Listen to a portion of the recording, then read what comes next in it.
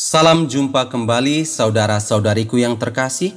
Bersama saya Romo Allen dalam Renungan Harian Katolik dari Paroki Tomang, Gereja Maria Bunda Karmel, Jakarta.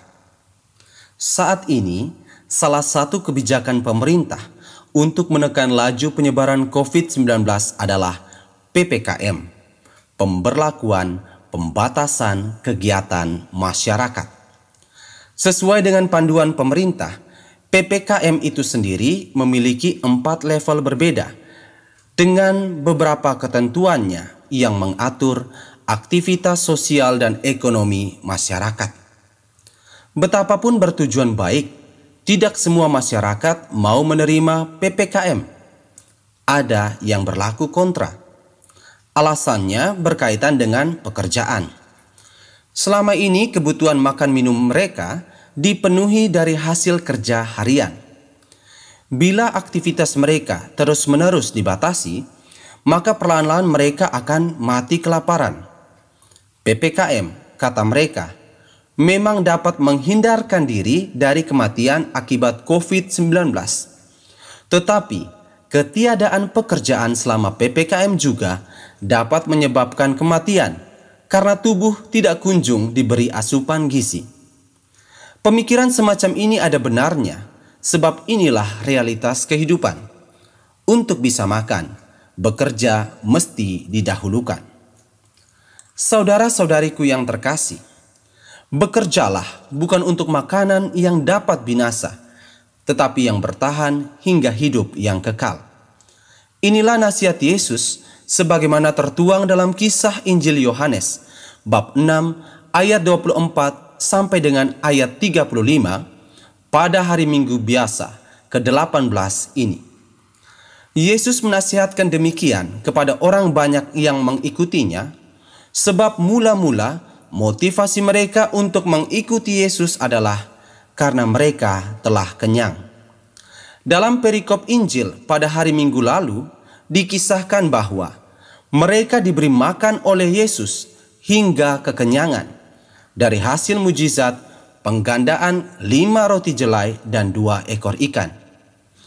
Peristiwa ini sungguh berkesan bagi mereka dan membuat mereka kagum akan Yesus.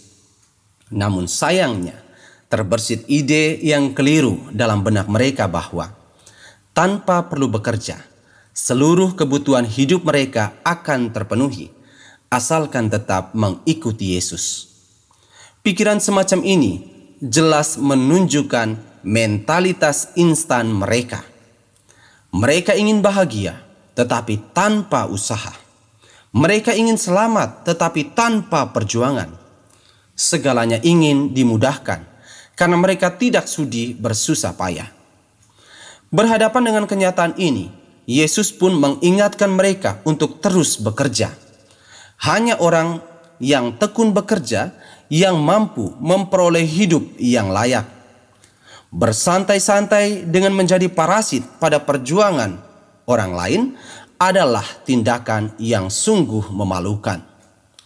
Prinsip seperti ini kiranya juga berlaku untuk memperoleh hidup yang kekal. Bekerja adalah suatu kewajiban mutlak, dan secara terang-terangan Yesus telah menyatakan wujud pekerjaan itu, yakni percaya kepadanya. Yesus adalah roti hidup yang turun dari surga. Dahulu kala Allah memang pernah menurunkan mana bagi bangsa Israel agar mereka bisa makan dan tetap hidup dalam perjalanan menuju tanah terjanji. Tetapi kini roti hidup berwujud diri Yesus itu memberi hidup abadi.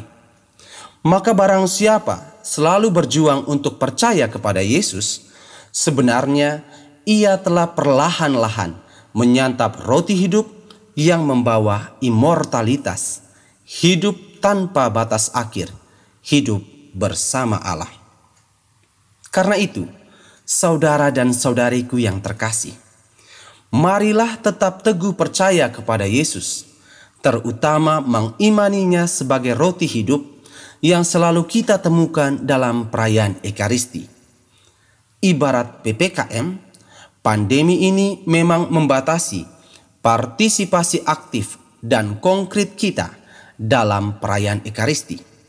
Tetapi kita tidak boleh berputus asa. Kerinduan akan Ekaristi mesti selalu dikobarkan, sebab rindu demikian menunjukkan niat yang besar bahwa kita selalu bekerja bagi makanan yang bertahan hingga hidup abadi. Allah sungguh menghargainya, dan yakinlah bahwa Allah akan segera membalas rindu itu dengan caranya sendiri yang luar biasa. Tuhan memberkati kita sekalian.